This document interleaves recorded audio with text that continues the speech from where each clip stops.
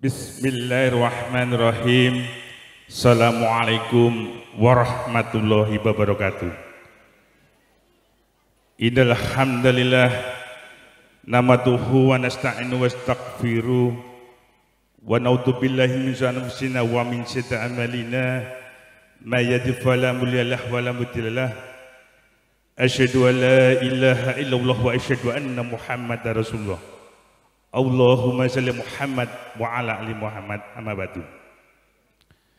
Kala nuwun kepareng matur dumateng para sepuh bini sepuh ingkang kinebeten, para tamu kakung saha putri ingkang tansah kinurmatan, panjenenganipun Bapak Sri Handoko sekalian ingkang kinurmatan, mliginipun dumateng panjenenganipun Bapak Sumardi sarjana pendidikan ingkang minangka susili saking panjenenganipun keluarga ageng Ibu Suci Lestari ingkang tansah kinurmatan. Saderengipun kula ajeng matur kula minangka susili saking panjenenganipun Roko Mas Mulyanto saha Mbak Yu Rita Novi Nasari kaburih ngaturaken atur pasrah.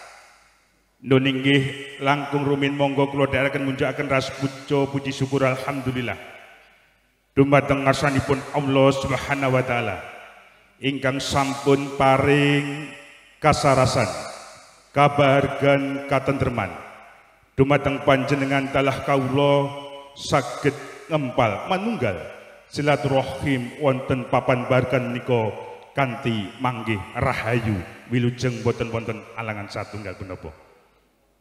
Atur ingkang salanjutipun kalilakna kula badhe matur satawis badhe ngaturaken atur pasrah minangka suli saking panjenenganipun Roko Mas Mulyanto sekalian ingkang sepisan panjenenganipun Roko Mas Mulyanto sekalian ngaturaken salam kawilujengan saha salam taklif mugi mangke katuraken dumateng keluarga ageng Ibu Suci Lestari kanthi atur assalamualaikum warahmatullahi wabarakatuh.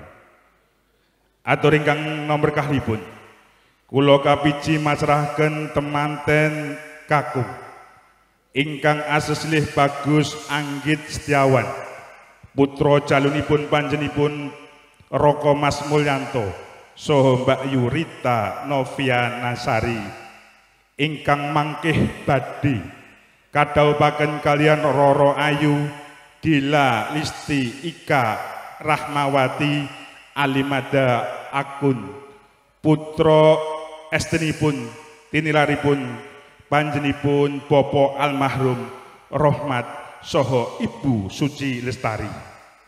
Ingkang nomor 3nipun kula kapiji masrahaken angsal-angsal saha jangkepipun ageman temanten putri saha redono ingkang boten saged kula sebab setunggal bobos setunggal namun sedaya wau mugi-mugi saged ngraketaken anggenipun bebesanan Roko Mas Mulyanto sekalian saha keluarga ageng Ibu Suci Lestari.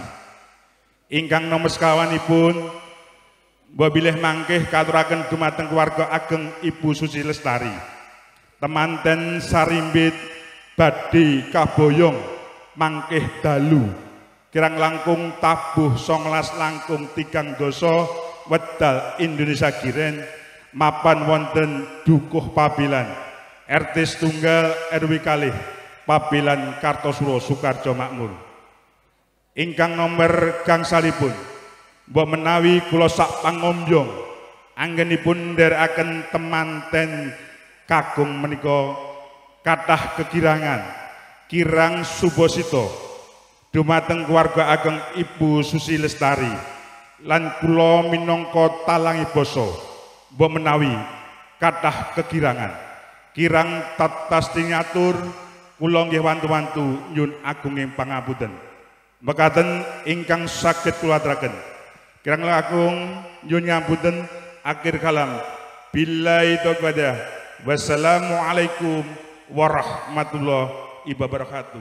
Nuwun matur nuwun.